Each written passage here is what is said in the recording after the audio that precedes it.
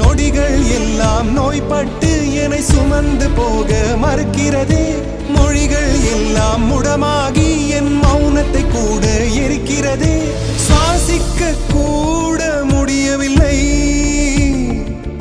என்னை வாசிக்க மண்ணில் எவருமில்லை.